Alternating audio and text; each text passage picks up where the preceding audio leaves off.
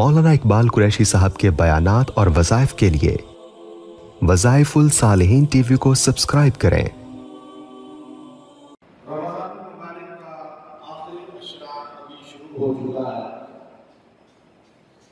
اللہ رب العزت نے اس ماہ مبارک کے اندر اپنی کتاب قرآن حکیم کا نزول فرمایا۔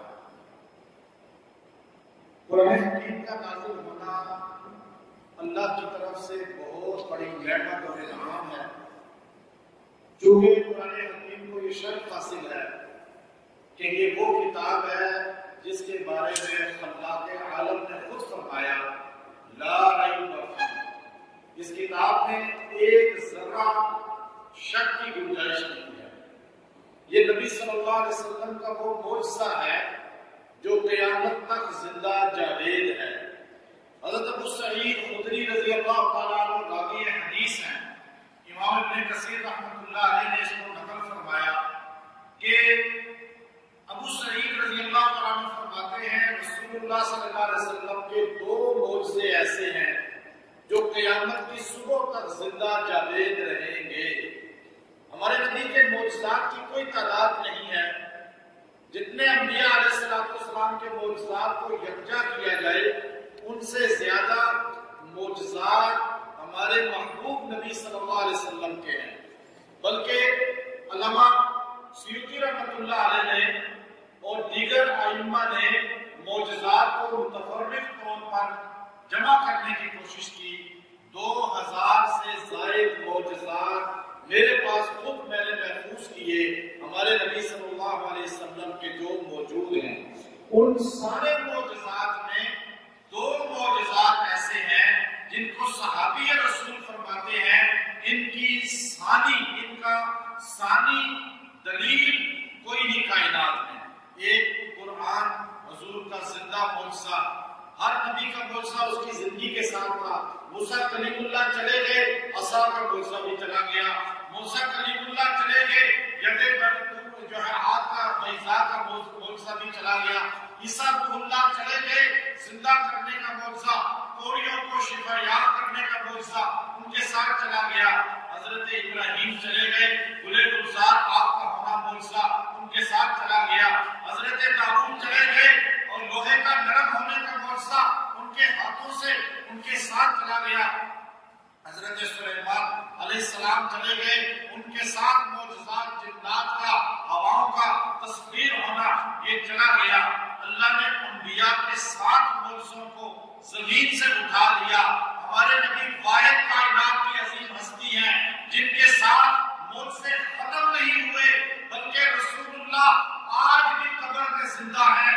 حضور نبی تھے نہیں، نبی ہیں اور قیامت تک رہیں گے۔ جیسے نبی ہیں اور نبی رہیں گے، آپ کے معجزات تھے اور رہیں گے، یہ ہمارا عقیدہ ہے۔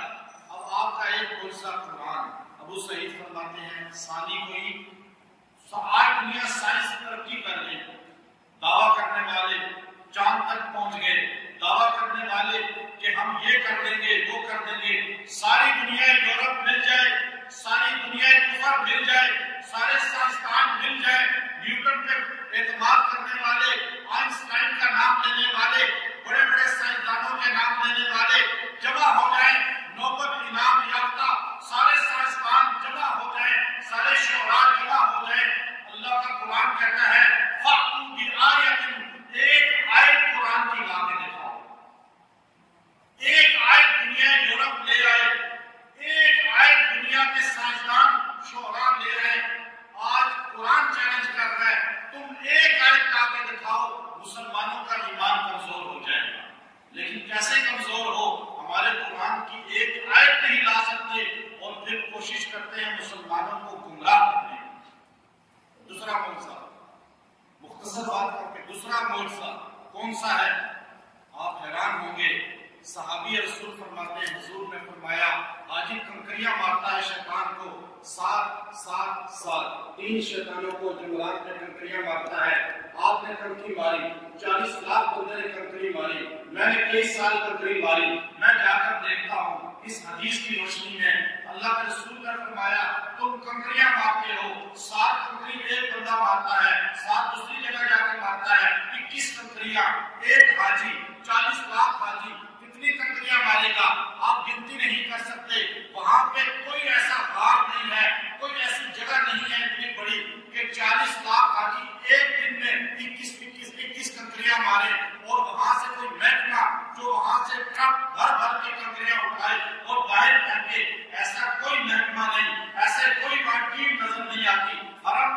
صفائی والے نظر آتے ہیں، حرم میں آپ جاتے ہیں آپ کو پانی بھرنے والے نظر آتے ہیں، کولر اٹھانے والے نظر آتے ہیں، لیکن حاجیوں کی کنکریاں ماری جاتی ہیں شیطان کو، وہاں کوئی ٹیم نظر نہیں آتی جو کنکریاں اٹھائے۔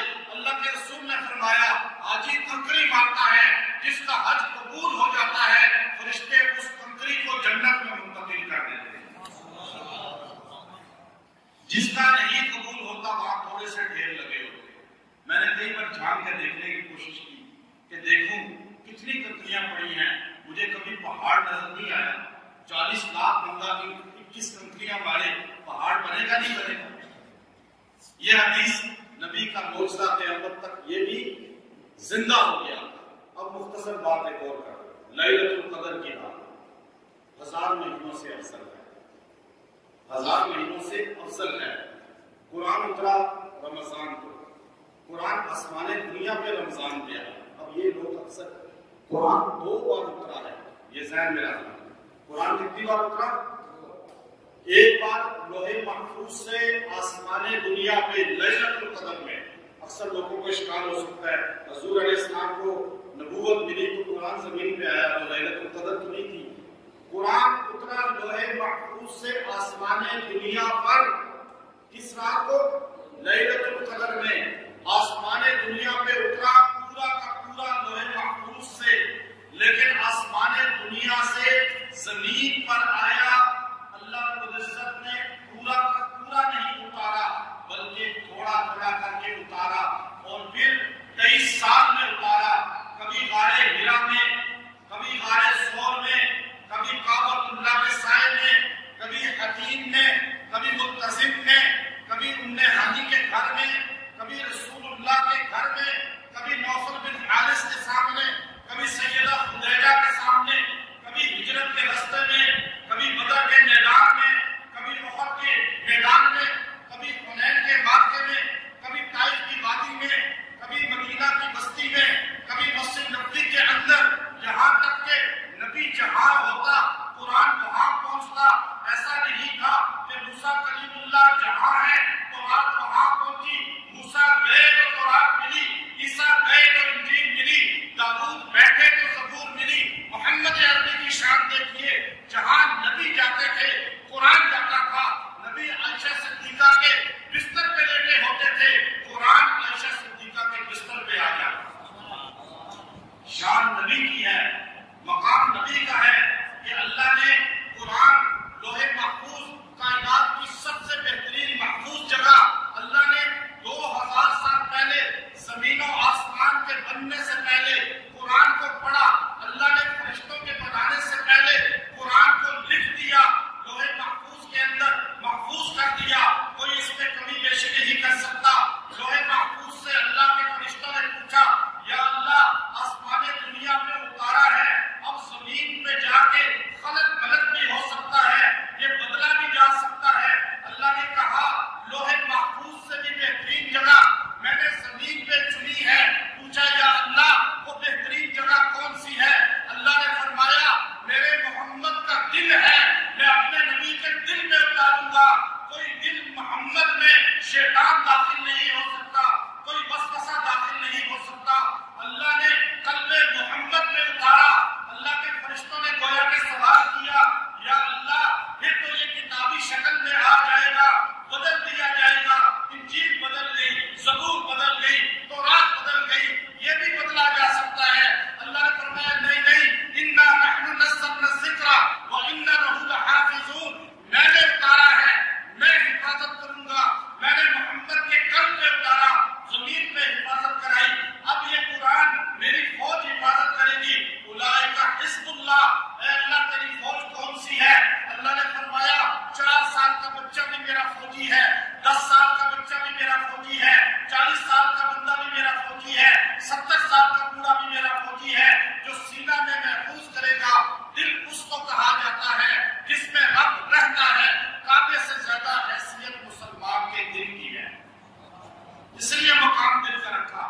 پھر اللہ نے اس کو اتارا رمضان میں، تورات کو اتارا رمضان میں، زبور کو اتارا رمضان میں، انجیل کو اتارا رمضان میں، ساری کتابیں رمضان میں اتری، قرآن رمضان کی رات میں اترا، 1000 مہینوں سے افضل ہے۔ پہلی قومیں اللہ کے سامنے 500 سال عبادت کرتی تھی، حضور نے صحابہ کے سامنے ذکر کیا، ایک آدمی نے 500 سال عبادت کی، دوسرے نے 1000 سال عبادت کی۔ صحابہ کہنے لگے یا رسول اللہ ہماری تو اوسطن عمر 60-65 سال ہے، وہ 500 سال والا ہم سے آگے نکل جائے گا۔ اللہ نے صحابہ کرام کی وجہ سے صحابہ کا مقام سمجھے، اگر صحابہ یہ ذکر نہ کرتے، یہ فکر نہ کرتے، یہ تبصرہ نہ کرتے، اللہ قرآن بنا کے نازل نہ کرتا۔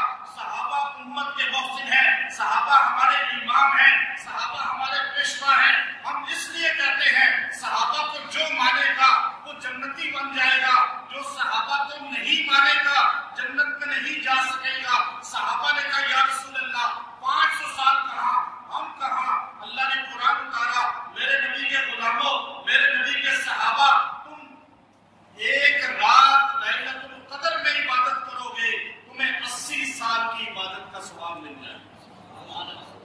صحابہ نہیں، صحابہ کے غلام بھی، حکم تو صحابہ کو تھا نا۔ یہ آیت اتری تو یہ کس کے لیے اتری تھی، کس کے وقت میں اتری تھی؟ صحابہ کے سامنے کہ الف شہر 1000 مہینوں سے بہتر ہے صحابہ کے لیے کہ تم لیلۃ القدر میں جاگ جاؤ، عبادت کرو، 1000 مہینے تمہارے نامہ اعمال میں۔ لیکن گویا کہ جن کے لیے اتری ان کے ساتھ جو محبت کرے گا، جن صحابہ پر قرآن اترا، جن صحابہ نے قرآن کو سنا، جن صحابہ نے قرآن کو اترتے ہوئے دیکھا، جن صحابہ نے رسول اللہ کو دیکھا، جو صحابہ پہلے قرآن پہ عمل کرنے والے بنے، جو بعد والے ان کی نقل کریں گے وہ بھی اصل کو پا لیں گے۔ ہے یہ چیز کیا؟ اب آپ لیلۃ القدر کی بات 21ویں 23ویں 25ویں 27ویں 29ویں پاک راتوں میں عبادت کرو، آسان طریقہ عبادت کا یہ بھی آپ نے بتایا تھا۔ عشاء فجر جماعت سے پڑھیں، رات کو سحری سے پہلے 2 رکعت کم از کم پڑھ لے تہجد کے، وہ رات لیلۃ القدر ہو گئی تو آپ نے نامہ اعمال میں 1000 مہینے لکھ دیے۔ اور نہیں کر سکتے، آسان ہے، ضروری نہیں آپ پوری رات چاہیں۔ قدر کیوں کہا جاتا ہے؟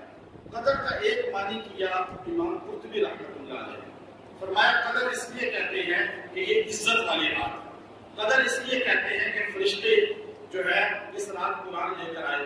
پھر ایک معنی کے تفسیر الخازن کے اندر قدر کہتے ہیں تنگ کو، اتنے فرشتے اترتے ہیں کہ یہ رات یہ زمین تنگ ہو جاتی ہے فرشتوں پہ۔ اللہ سے دعا کریں اے اللہ تیرے فرشتے لیلۃ القدر میں اتریں گے، زمین تنگ ہو جائے گی، اتنے فرشتے اتریں گے۔ یا اللہ فرشتوں کا آنا بھی رحمت ہے، جبرائیل آتے تھے وہی لے کر رحمت ہوا کرتی تھی، اب فرشتوں کا آنا اتنا رحمت بنا کہ زمین سے اس کورونا بیماری کو ختم فرما لے، یہ عذاب ختم فرما لے۔